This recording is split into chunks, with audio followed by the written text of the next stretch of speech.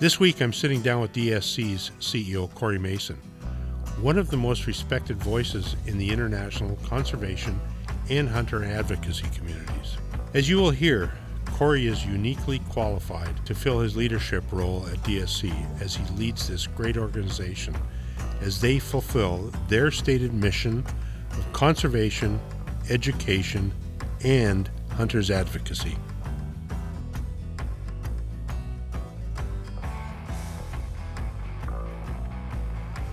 This podcast is brought to you by Remington Firearms.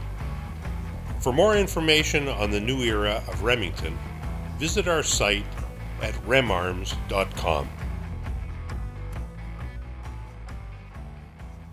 So, today on our podcast is Corey Mason.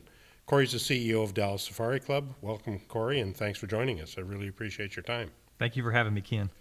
My pleasure. Look, I'm going to probably talk about a few different things, and maybe some of them might be a little difficult to chat about because I know that you're in a position that I could never take because I'm just the least politically correct person I can think of. And I think that it's probably some challenging thing. But one of the things that I really would be interested in is your background was a wildlife biologist. And how the hell does a wildlife biologist become the CEO of what I think is probably the best conservation organization in the world? Well, thank you, Ken. Again, I appreciate the opportunity to be here with you. I appreciate that. So, my background, I have a bachelor's degree and a master's of science degree in wildlife conservation. And from there, I went to work for Texas Parks and Wildlife. And I worked for Texas Parks and Wildlife as a biologist in a number of capacities for 16 years, working with private landowners, working with international state conservation partners, delivering habitat, working on strategic planning, and I ended my time there with Parks and Wildlife about the last 5 years as a regional director for the eastern portion of the state. And I use those examples because throughout that time there was a huge amount of my time working with organizations and entities such as the U.S. Fish and Wildlife Service, Department of the Interior, most of the game and fish agencies in North America in some form or fashion, working collaboratively on particular projects, grants, et cetera, et cetera. And so My background is as a certified wildlife biologist from both training and practice. And as I worked for, again, about 16 years for Game and Fish Agency, I was looking outside of government work, if you will, kind of the back half of my career in wildlife conservation. You mean you were actually willing to give up your lifelong, medical insurance and things like that to do something really good? It's so funny you say that. I enjoyed my Parks and Wildlife family and all the folks that I worked with so much, but I was ready to really explore the nonprofit NGO world, having worked very closely with organizations like Ducks Unlimited, Wild Sheep Foundation, Mule Deer Foundation, et cetera, in my career with Parks and Wildlife. And so I had attended the Dallas Safari Club convention for a decade before coming here, as the person walking through the doors looking for the rifle to buy or the hunt to book or whatever it might be. So I was very familiar with Dallas Safari Club, and in fact had been a recipient of a grant from Dallas Safari Club at my time at Parks and Wildlife. So I knew firsthand what DSC was about. Expressed interest and sort of went through a pretty lengthy interview process, and Lord's hand was really through all of it, because here I would have never been the rural person that thought moving to Dallas sounded like a good idea, but I moved here, my family moved here because of what DSC is about, the uniqueness of this organization, the mission of DSC, and how this organization really maneuvers through a lot of political battles that you kind of mentioned earlier through the conservation side, really uniquely compared to other organizations. Well, you know that I'm a pretty serious conservationist and supporter of DSC. So absolutely, so I really appreciate the time that you've spent coming here. But I think it's challenging. I mean, there's so many challenges, I think, especially for the hunting community, not just in North America, but worldwide. And I think the political part of it is just a massive one. But that also has to run into the part of being the CEO of Dallas Safari Club, because that is a nonprofit organization. And for the vast majority of the people that are involved, including the board members, they don't get anything for it. And I'm willing to bet that that you have to walk a pretty delicate line sometimes with that. There are some issues in which we certainly navigate from a political standpoint as well as from a membership standpoint that can be challenges. There's no doubt about it. And we are very fortunate that our board is very strategic in where we prioritize both time and funds. And fortunately, we have the opportunity that I have with our officers for just very open and frequent communication, So there's very little surprises there. Certainly we have a board that directs the organization ultimately, and we comply with that and work within those bounds. But, I've been here just about 4 years now, and really the constraints that we've had has been financial capacity at this point, because where we're headed, I'm really excited about. So there's a lot of people that are listening, and a lot of people that I know. What really is the mission of DSC? Yeah, so the mission can be kind of boiled down to 3 words, and that's conservation, education, and advocacy. And we can unpack those a little bit if you'd like, but conservation really touches all of those. That education component can be from the general public to the voting public to those within our hunting, shooting, sporting community, as well as education of elected officials. And advocacy is just what it sounds, right? It's us taking our mission and our message to our elected officials. But, from the conservation standpoint, like the name says, Dallas Safari Club. Mm-hmm. What about North America? Is North America part of the conservation? Does your funding and your effort stay here? Does it go to Africa? Does it go to other continents? What exactly happens? Yeah, great question. So that name is one that we stumble over quite a bit, just to be very open with you.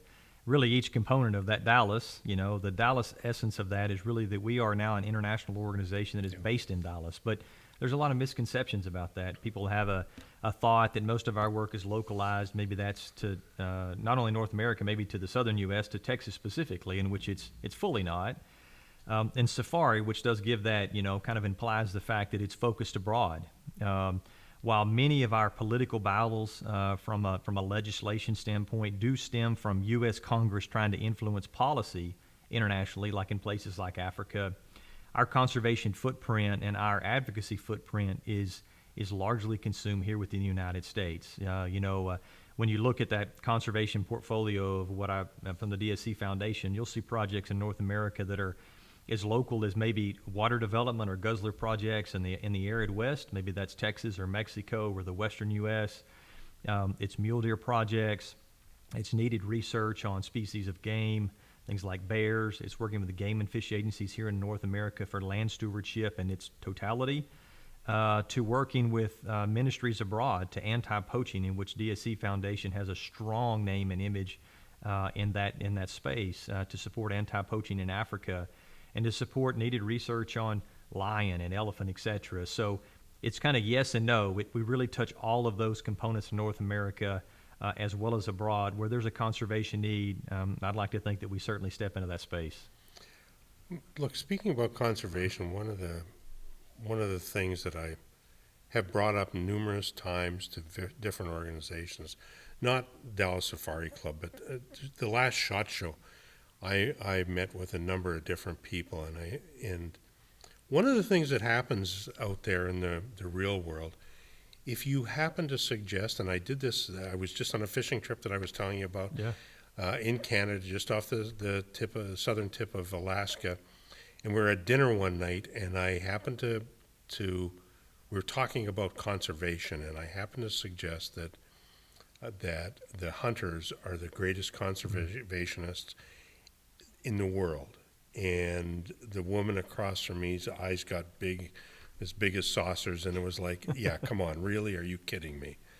And to non-hunters, when you talk about the conservation and you talk about the value of hunters and how much they contribute, the non-hunters haven't got a clue. I don't know how we fix that. It's hard, because I'm often confronted with that particular question in the space of interviews from but someone that would be a less friendly environment, particularly someone from, I did an interview yesterday with a lady based out of California, and her critical questions, and I would really frame them as criticisms, were how can you justify the actions of your organization in claiming that you guys support conservation? And I said, well, let me unpack that a little bit for you, ma'am. And I said, in my former career, again, I worked for a game and fish agency for 16 years, and I said, on average across North America, 60% of state agency game and fish funding, 60% of that comes on the back of hunters and anglers in that respective lane. And on top of that, when you look at the sale of game and fish license, which is a lion's share of that, secondarily to that, in the lane of hunting, is Pittman Robertson funds. In excess of $700 million a year comes, and that's from hunting and recreational shooting both. And so all of those that are behind a firearm and associated equipment contribute those dollars specifically to game and fish agencies. So the importance of that is who is the jurisdictional authority in each state over the management of game and fish. And again, that's the game and fish agency. So 60% of the biologists and technicians within that game and fish agency, their funding comes on the back, again, of hunters and anglers. And so the work is being done by those that enjoy the outdoors, both financially as well as additional contributions. Now, that doesn't even take into account organizations like Dallas Safari Club, Wild Sheep Foundation, et cetera, that grant excess dollars to game and fish agencies, might make habitat projects happen on private lands or federal lands that are again funded by hunters. And so that's further dollars that are going to contribute to conservation, again, funded by hunters.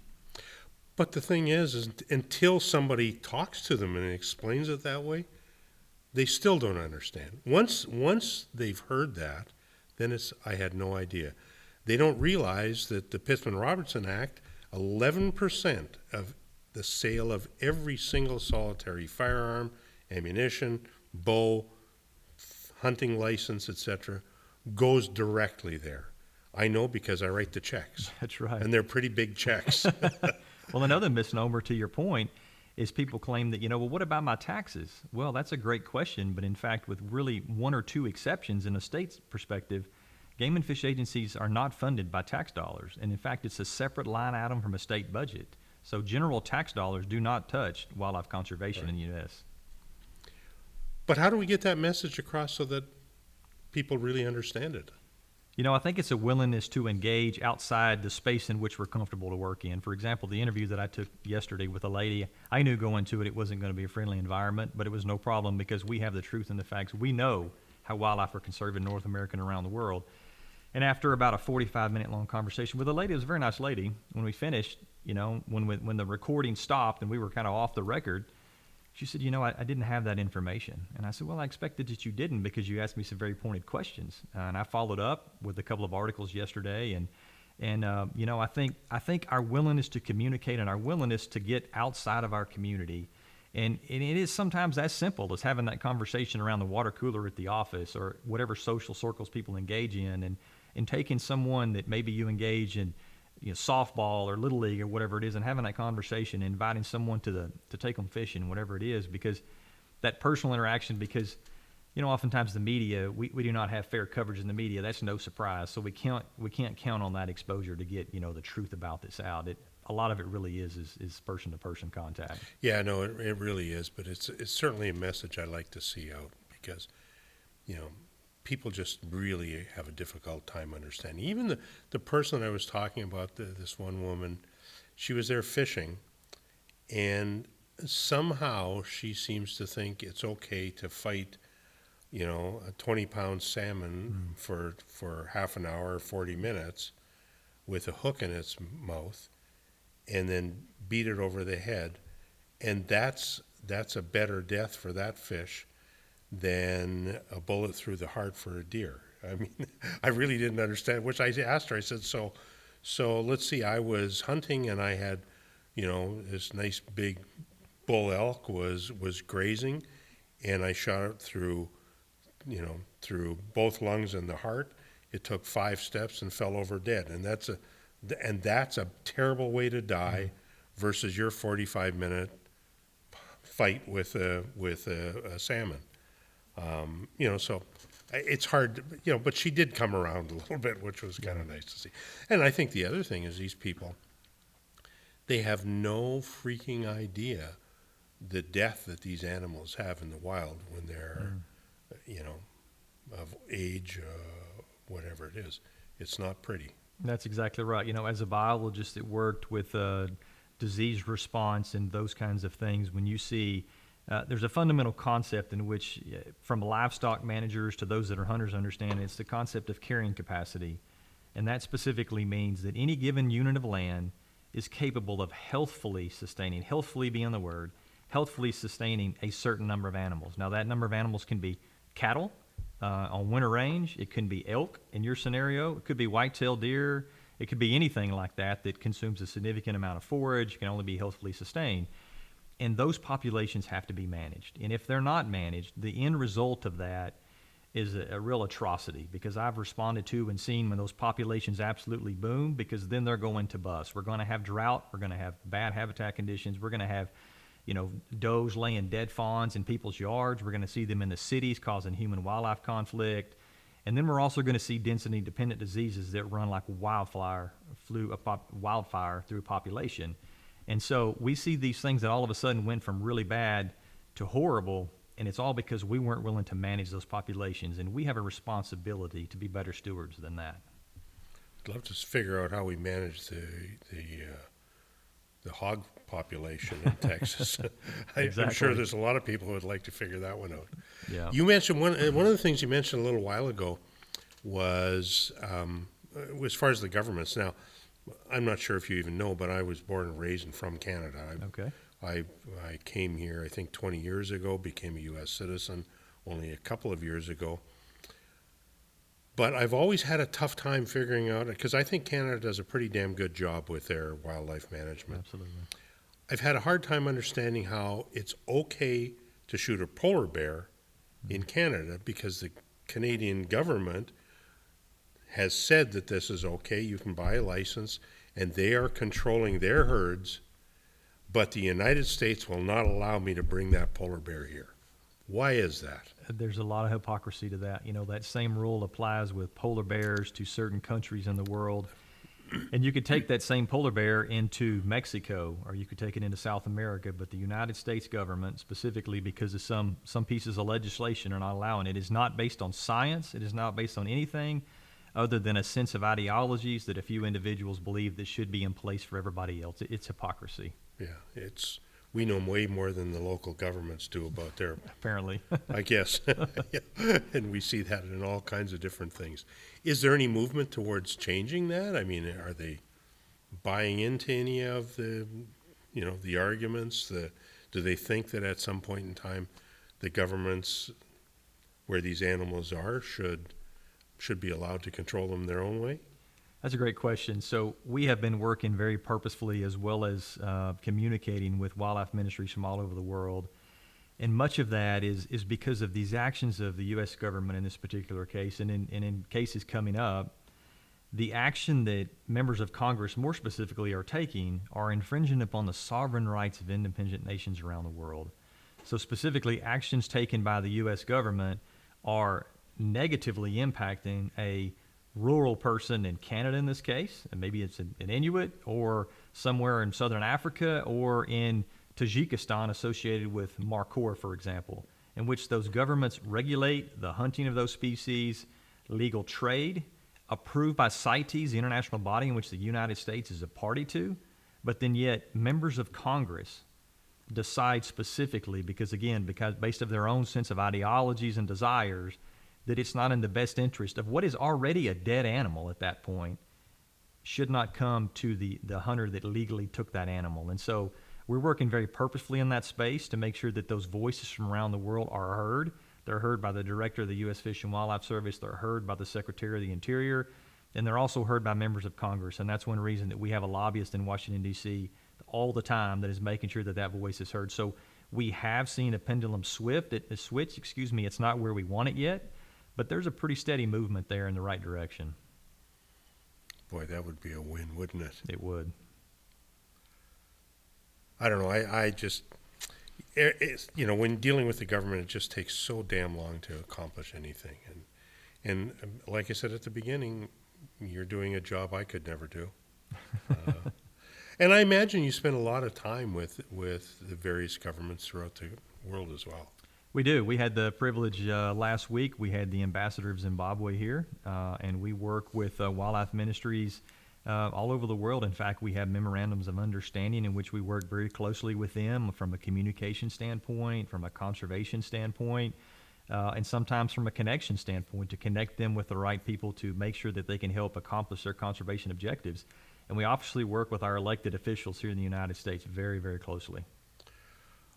Look, recently I attended a fundraising event for DSC. In a speech you delivered, you clearly indicated that the advocacy mission of DSC will be the major focus in both time and financial support. In particular, you talked about the threat to hunting created by proposed importation bans, which we just talked about. And so when you say the major amount, what percentage of that is that really one of your biggest focuses right now? It will be from a staffing standpoint and from a time allocation. From a financial standpoint, from the foundation, that will continue from the conservation footprint, from anti-poaching to research, et cetera. So the foundation will continue to support that financially. Rather, from a standpoint from my position and from positions in which we hope to soon employ, our positioning to make sure that elected officials, again, I'm going to use Congress as the example because that's where many of these really ill-advised pieces of legislation like the Cecil Act and Section 436 from Interior Appropriations that would restrict the funding to the U.S. Fish and Wildlife Service and Department of the Interior, and it would allow them to do all the things that they need to do, except, again, to allow the import of elephant and lion from Tanzania, Zimbabwe, and Zambia. Again, there's no science behind that. There's no conservation perspective, but it's just a further example of politicians essentially trying to play biologist and international shuffler of the deck of determining somebody else's fate around the world. And so that is a significant priority, and where we will and continue to spend more and more time, because those attempts by the anti-hunting community and the Congress people that work with them, that is where they see the battle to be fought. Because if they can then stop you from traveling internationally and bring in an animal that you legally harvest at home, wherever that is, Australia, New Zealand, Africa, wherever, they believe that then you will no longer go, which there's a lot of truth in that. Many people wouldn't continue to go. And so then if they can then win that battle, again, not based on science or anything else, just based on some ideology, then the next battle is, okay, we're going to try that here. We're going to make that in the States. And so right now that battle is international, coming, stemming from Washington, D.C. So, yeah, we're hitting that battle square in the mouth right now. A little while ago you talked about the DSC Foundation. Explain the difference between the foundation and Dallas Safari Club itself. You bet, absolutely. So the foundation is the philanthropic side from gift distribution out, as well as the ability for donors to financially support and receive a tax benefit. So the foundation is the primary arm that is distribution from grants. So those conservation grants that I talked about, from research to projects on the ground, those dividends are distributed through the DSC Foundation.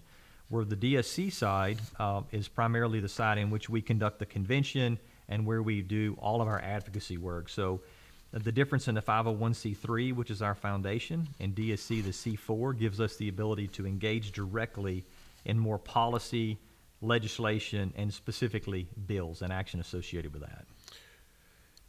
Your show, which incidentally I think is just one of the best shows in the nation. I love going to it. I've been there as just an individual and as a corporation before. You didn't get to have it last year. I'm guessing that was a pretty major financial blow to the organization. It was. It hurt us financially significantly, from the ability to have the funds to then move out in grants and put them in the field, as well as all the capacity that comes with that. The Dallas Safari Club Convention is always in early January. It's the first and arguably the largest show in the world, but it really brings the hunting community together. And so it hurt us directly, but it also hurt us in the sense of all of our tremendous exhibitor partners and conservation partners that weren't able to be in the room, showcase their products, the services they offer, and for them to be financially supported as well, and then their willingness to donate back into the industry and support a healthy industry from employment, from all of that capacity. So there was multi-tiers of problems that come with us not being able to have a convention. And I'm sure that, I can only imagine. But I was at your gala, and it seemed to be a really very successful It was a wonderful event. Thank you for being part of that, Ken. We appreciate that. We had a lot of generous supporters that attended. They bid very freely, knowing well where those dollars were going, and in fact, many of those dollars have already been granted out to great conservation projects. So, couldn't be more proud of that. And again, I really couldn't be more proud of where those dollars go. That they go straight to conservation projects. Anybody that supports things like the gala or the foundation, they know those dollars are put where they're needed. Like what kinds of conservation projects? Yeah, specifically. So we can look right here in North America recently. So for those that want to look in the Western United States, projects to support the Wild Sheep Foundation and Mule Deer Foundation, from post-fire recovery projects to water development projects in Mexico associated with repatriation of wild sheep populations and mountain ranges that didn't have strong populations of sheep. So projects like that, support of projects like the Wildlife Society, which is the professional society for wildlife biologists in North America, and their training program to invest in the future leaders in wildlife conservation. And so for Dallas Safari Club Foundation to support that and to be known by them and to be known as an organization that supports wildlife biologists holistically, from game to non-game and all the things that they do. And then we look abroad and we look at needed research and we look at supporting anti-poaching programs. And just a hallmark example of that is Zambezi Delta Safaris in Mozambique, in which the DSC Foundation has supported for many, many years, in the sense of, in fact, supported to the sense of which there's an anti-poaching and research helicopter that flies over Mozambique with the logo on it, because it's been such a significant financial contributor. Yeah, I've seen that. I've seen videos of it. I've seen it. I think it's pretty cool. One of the things that it's interesting when I've been to Africa, of course. I've hunted there, and Dave and I talked about this recently. One trip that I was, my wife and I went to a couple of the high-end photo camps only after being in Namibia, and the locals are unbelievably supportive of the hunting community. But outside of that, people really aren't. People don't understand that even if you harvest an elephant, it'll be nothing but a blood stain on the ground in a couple of hours, because every tiny little thing is used. And the locals are so supportive, and I see that not just there, but also throughout Canada and North America, in these small, like you mentioned the Inuit villages. The hunting that is done there feeds so many people, and they get income from it too. That's exactly right. Not only does it fund them, much of it results in employment locally as well, and then it funds their wildlife ministries. And so it puts the dollars into conservation. And like you say, for example, if it's the life of one elephant, in which if you look at Zimbabwe or Botswana, where elephants are way exceeding carrying capacity, in which they're not in healthy numbers on the landscape, which then is to the detriment of every other animal on that landscape, those elephant populations must be managed. So if we manage them in a regulated way, a science-based way, local people benefit, it's an absolute win. Yeah, people have no idea the damage an elephant herd can do. They can just wipe the crops out in a matter of a couple of hours. That's right.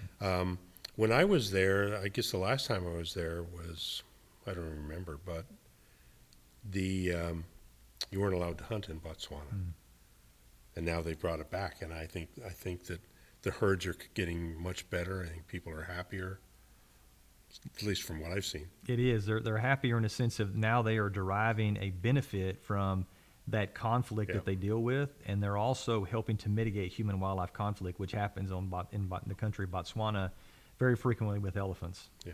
If hunters aren't allowed, then the poachers are going to be. That's exactly right. And the poachers are going to take the head, take the horns, and leave everything else. Yep. At least when hunters are there, it's managed and people make money.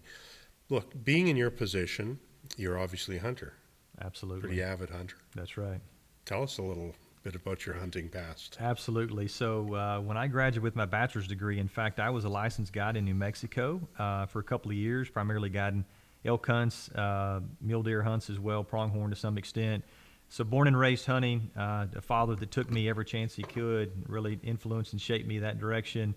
I've hunted all across North America, New Zealand, Australia, Africa, multiple times, Canada. Just love to get outdoors. And right now, have a 12-year-old daughter that my focus is getting her outdoors as much as I can. And this last July, in fact, my wife and daughter and I took a safari to Namibia, and it was my daughter's first trip. And what a wonderful experience it was to see her to experience Africa for the first time.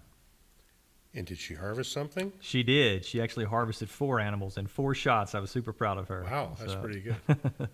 What animals?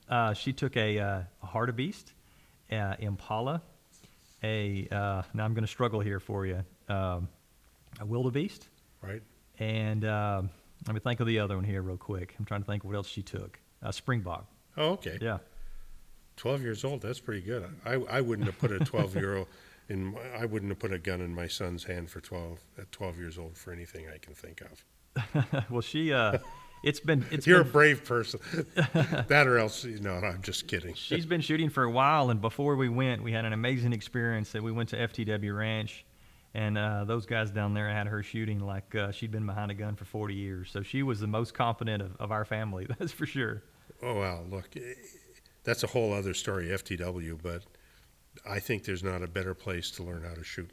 I shot as a youngster, hunted, and then I didn't hunt for a long time. I didn't hunt, I didn't shoot, and I came into the firearms industry 20 years ago, and I decided it was time to start hunting again, start shooting again. So I went to FTW, and Tim Fallon and I have become very close friends, hunted with him a number of places through the world, but I think there's just no better place. If you want to learn how to shoot, that's the best place. And, and it's fun down there. It's a special place, from military elite shooters to someone that's just picked up a firearm. They can make you better. But if you really want to learn to shoot, I see it all the time. I race cars. I've talked about that before. I race cars, and I see people that are trying to get a better car, and I tell them, why don't you just get a good coach? People are trying to get better guns, and they want to go on these great hunts, but they don't even know how to shoot well.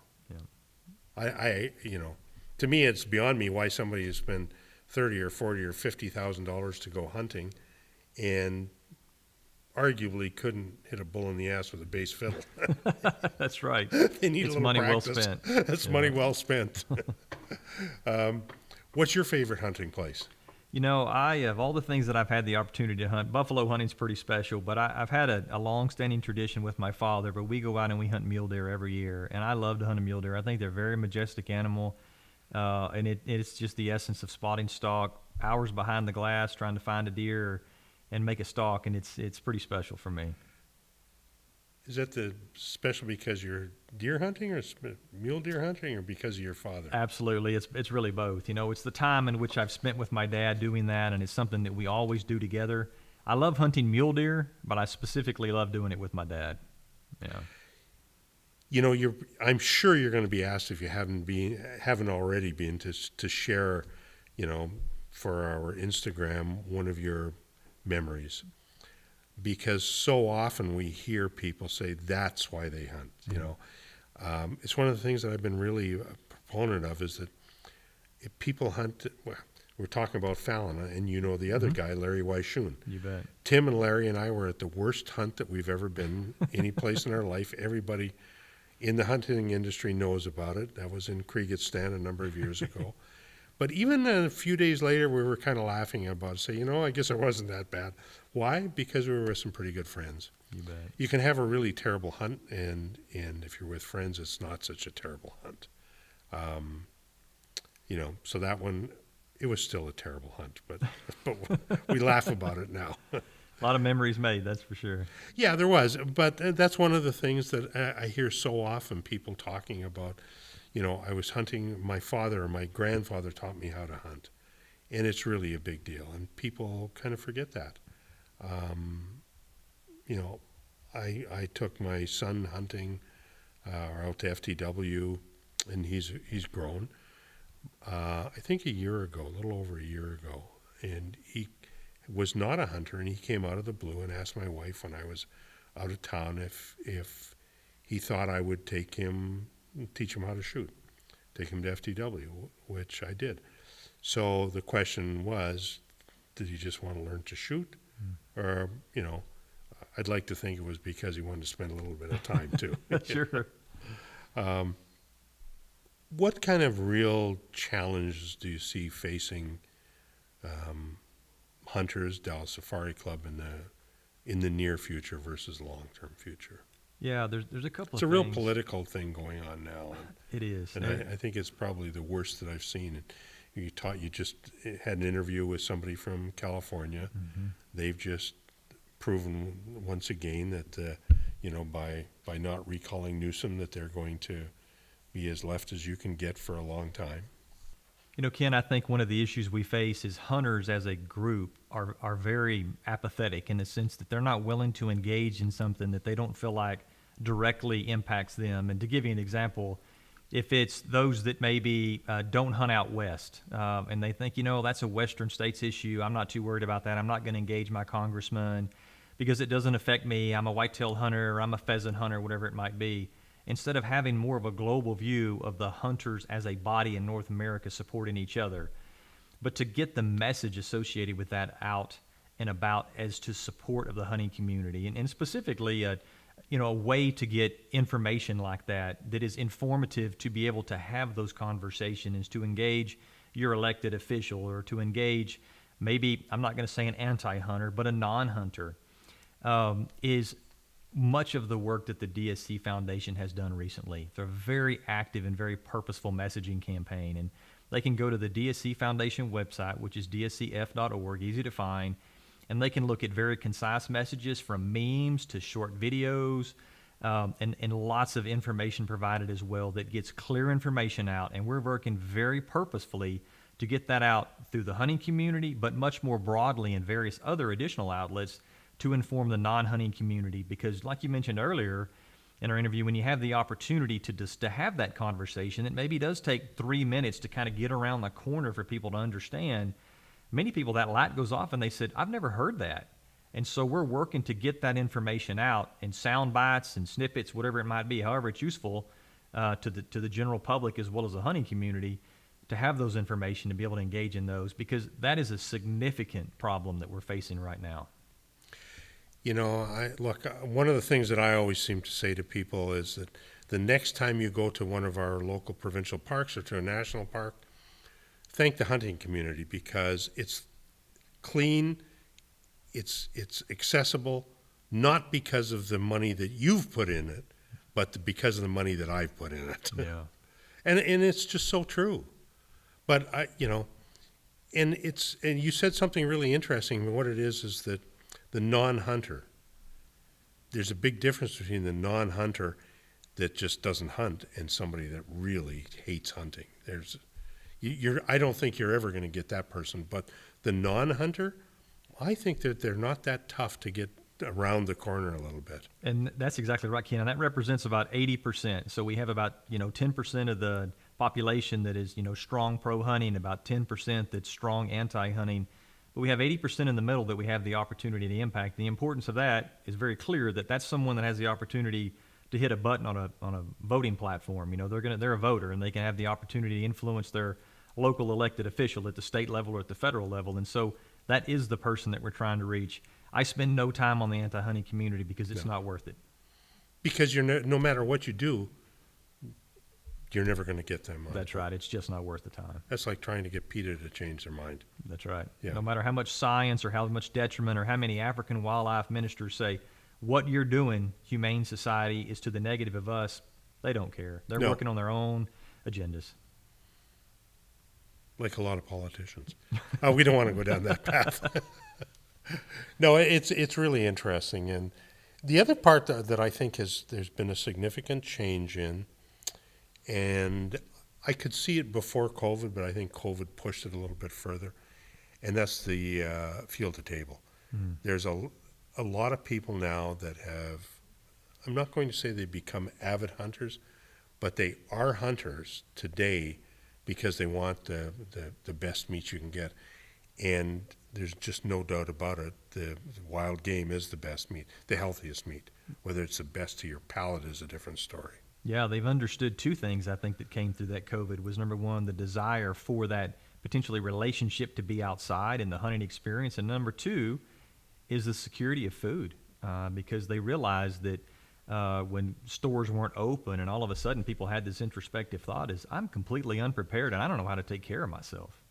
Well, I think a lot of the people that walked through the stores were pretty convinced that that roast beef shows up there just magically. That I'm not even sure they believe that an animal died for it. There's a disconnect. All they think is that grocery comes from the store. That's right. Yeah, but I think that that's changed a lot.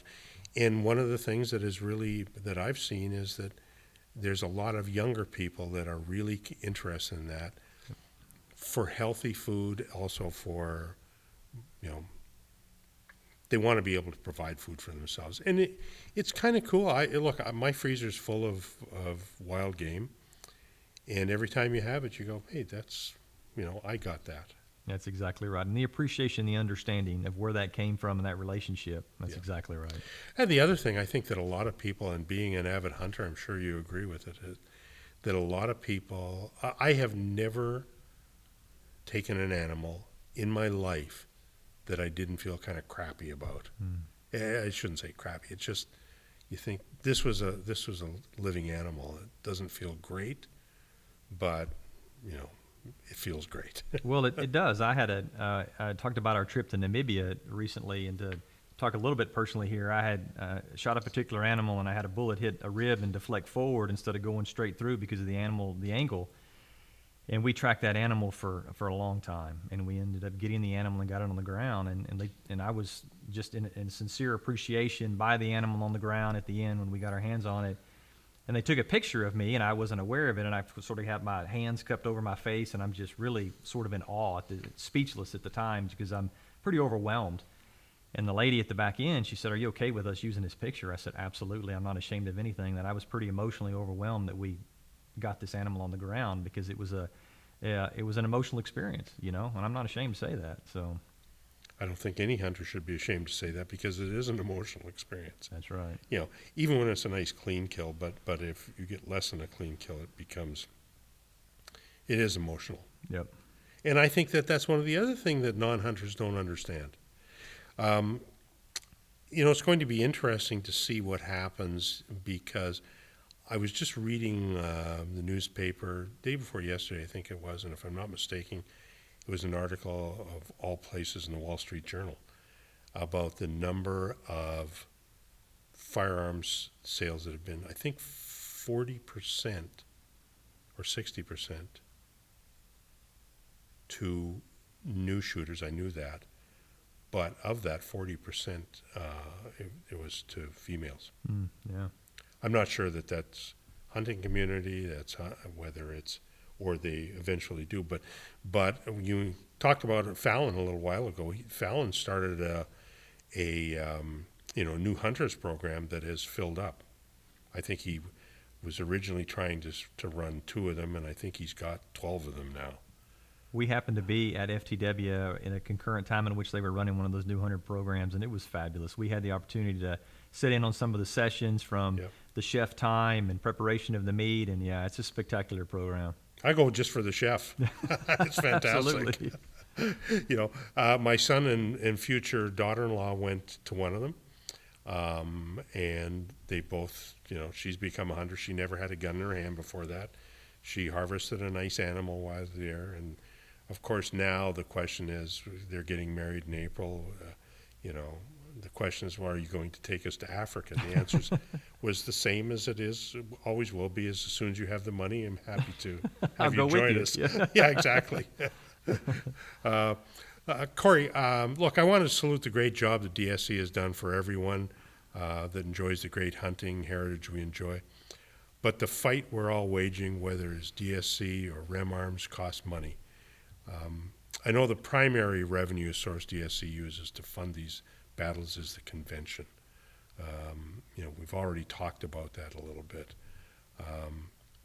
I know this year's convention has a special meaning. I want to give you the floor to talk about that event and this year, the importance of it, and what that special meaning really is. I appreciate that. So our convention coming up is January 6 through 9, 22. We'll be here in Dallas. But very importantly, it's 40-year celebration. It's 40 years of a great conservation organization that is fueled by volunteers that are the most passionate group of people sound, ethical hunters, sportsmen out there. They dedicate their time to receive an exhibitor from the parking lot, get them in the room, or welcome a visitor from around the world to ensure that their time at the DSC convention is as great as it can be. And from the opportunity from the convention and what it means for DSC is that, number one, someone comes and they have a great experience is what we hope. They can support what are just the finest exhibitors around the world. Again, if someone's coming to buy a great firearm, optics, anything associated with equipping you for the outdoors, and then the experiences as well, if it's hunting, fishing, shooting, whatever it might be, they're in that hall. And, 800,000 square foot of space, roughly 1,000 exhibitors over 4 days, 30+ thousand attendees. I mean, it's just arguably, it has a tagline of the greatest hunters convention on the planet, and that come from a lot of people not from DSC, and I really believe that. It's a great event. I'm one of them. I believe you'll be it. there. That's right. We appreciate that, and people that come and support, they can support DSC through that convention. They can support it through auctions. They can support the foundation that will be ever present financially directly, as well as learn more about the DSC Foundation, as well as the DSC Frontline Foundation that supports the family of those that have become injured or in the untimely loss of an individual in the field while hunting, and support those families. So it's all about the mission of DSC. And you don't have to be a member to attend. You do not have to be a member to attend. We welcome anybody to come and enjoy it. Look, I think it's a great place to go. You get to see all the guns, get to talk to people. For me, I think it's fantastic to go and talk to the various outfitters, people that you never get a chance to talk to from Africa. And I know a number of them that are there, and it's just fun to talk to them. It is. It's a great experience. Yeah, it is. It truly is. Corey, I really appreciate the time that you've spent today. Always good to catch up with you. Thanks for joining us. Thank you, Ken. I appreciate it.